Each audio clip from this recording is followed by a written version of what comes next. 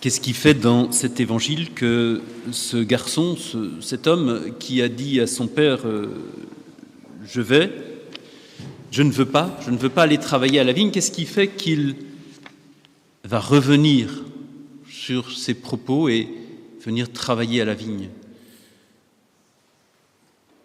Qu'est-ce qui fait, pareil, que ces grands prêtres et ces scribes, eux, ne se sont pas repentis plus tard? On a tous entendu de ces histoires de saints ou de gens courants qui se convertissent sur une parole. On connaît l'histoire de Charles de Foucault qui mène une vie dissolue, qui veut aller rencontrer l'abbé Huvelin, je ne sais pas trop, à Paris, mais pas pour se confesser. Et ce prêtre lui dit « Mettez-vous à genoux, confessez-vous », et il le fait. Et il se relève, et il est sur ce chemin de sainteté.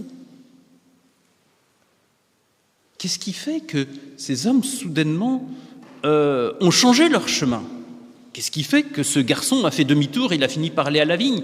Qu'est-ce qui fait que cet alcoolique qui depuis des années et des années dit qu'il va arrêter de boire n'y arrive pas?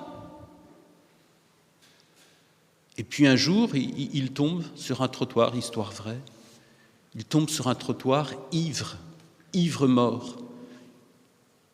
Et là, il entend, c'est l'heure. L'heure de quoi? Il entend, c'est l'heure. L'heure de se relever, l'heure de s'arrêter, l'heure de marcher, l'heure de quitter cette addiction. Et il va le faire.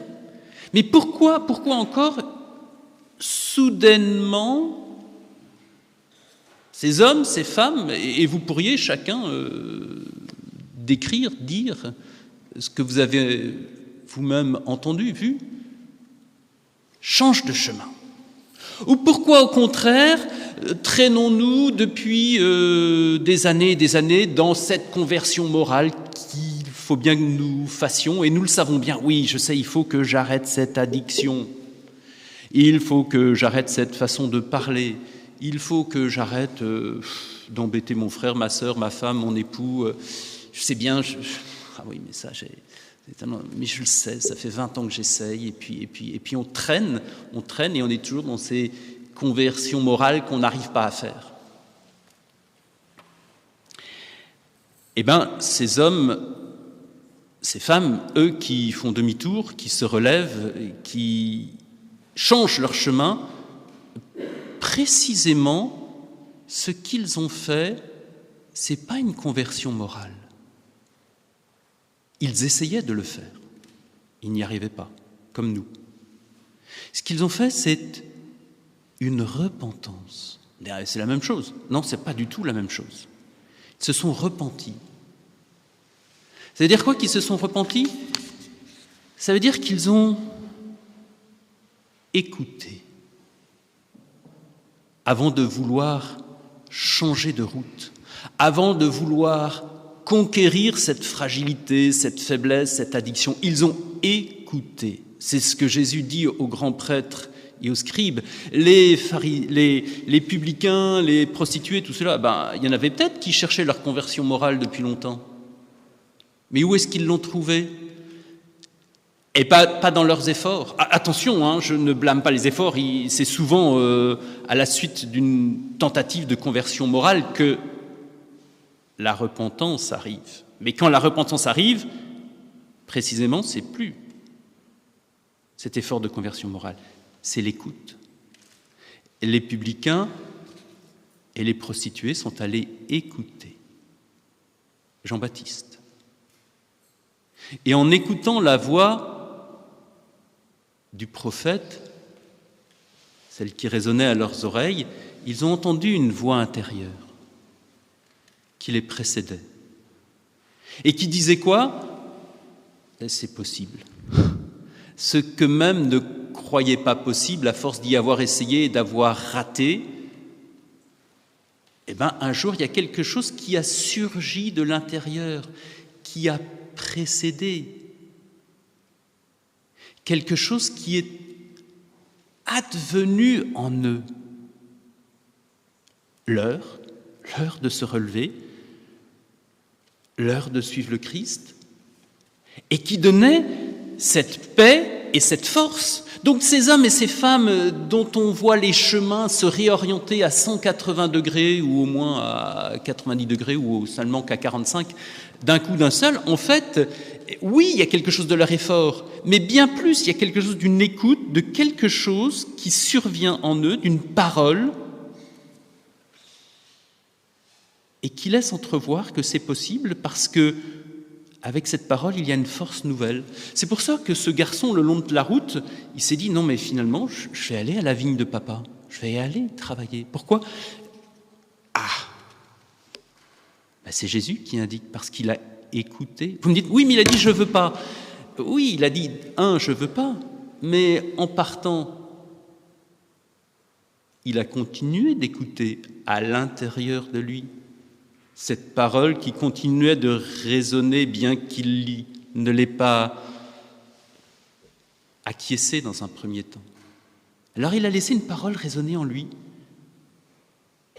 Pas d'abord pour se culpabiliser, pas d'abord pour je ne sais trop quoi, pour l'écouter. Et il a écouté enfant la parole d'un père.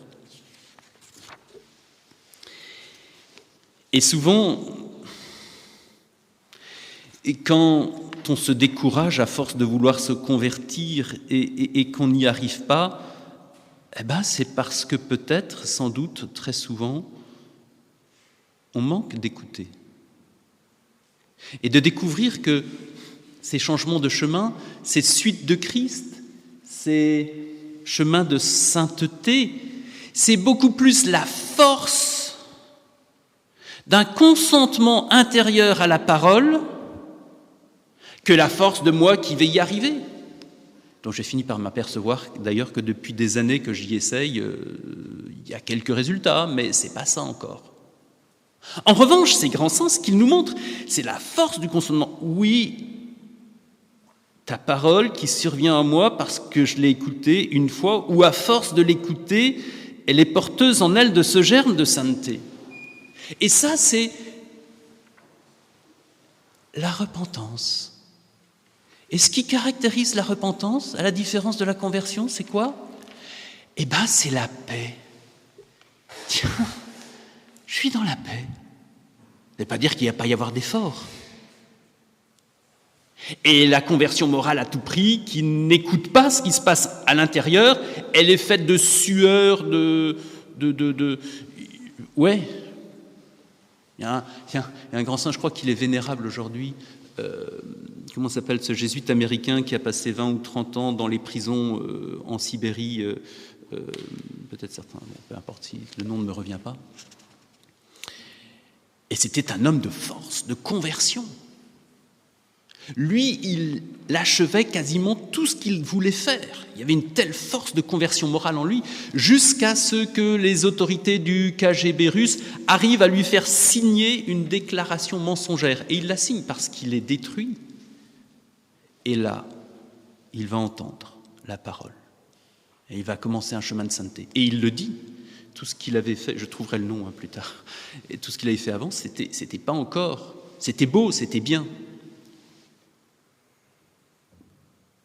Et c'est une parole d'espérance extraordinaire pour chacun de nous, qui nous heurtons à tout ce qui encore en nous demande d'être converti, et dont peut-être un peu secrètement nous désespérons de ne pas y arriver. Alors, enfant, fils, fille, enfant bien-aimé, fils bien-aimé, fille bien-aimée, va travailler aujourd'hui à ma vigne. Mais je peux pas. Mais écoute la parole. Elle contient la force. Elle contient la force parce que c'est ce que Paul nous a dit dans cette magnifique lettre aux Philippiens. Reconnu homme à son aspect, il s'est abaissé, devenant obéissant jusqu'à la mort, et la mort de la croix. Dans toutes nos morts, dans toutes nos fragilités, dans toutes nos addictions, dans toutes nos peurs, dans toutes nos angoisses, dans toutes nos incapacités, ce qu'on n'arrive pas à changer, il en est mort. Il en est mort de chacune de nos fragilités, faiblesses. Mais sauf que quoi? Lui, il est mort là en obéissant. Ah bon? Et donc il a mis là toute la force de son obéissance au Père. Et c'est pour ça que ce garçon a fini par faire demi-tour et aller travailler à la vigne, parce qu'à force d'écouter la parole du Père, il a entendu l'obéissance du Fils. C'est pour ça que les prostituées et les publicains se sont convertis, parce que par la parole de Jean-Baptiste, ils ont fini par entendre, il n'était pas encore mort sur la croix, mais ça marchait quand même, la kénose du Christ en chacun de nous, qui est déjà porteuse de toute la gloire. Dans toutes nos morts, il y a la gloire. Alors, moi, je nous invite, moi le premier, à écouter là où peut-être je me culpabilise trop, ou là où je suis encore trop conquérant, ou là où je n'y arrive pas. Au lieu de me justifier, au lieu de me culpabiliser, au lieu de je ne sais pas trop quoi, d'écouter l'esprit qui surgit, qui vient, et qui a toujours comme première caractéristique, dans ce lieu précis du combat et de la mort, de mettre, et c'est comme ça qu'on le repère, la paix, la sérénité, la sérénité. Tiens, c'est étonnant. Là où j'avais la guerre, je suis en paix. Ah, c'est parce que c'est l'heure. C'est l'heure d'écouter la voix du Père. C'est l'heure de la gloire du Christ dans chacune de nos morts. Alors, écoutons maintenant, peut-être au cours de cette messe, remettons-nous au Seigneur pour écouter, entendre. Peut-être faudra-t-il persévérer plus longtemps que cette messe, là où Jésus vient nous dire « Mais je meurs encore en toi. Écoute ma parole et relève-toi. »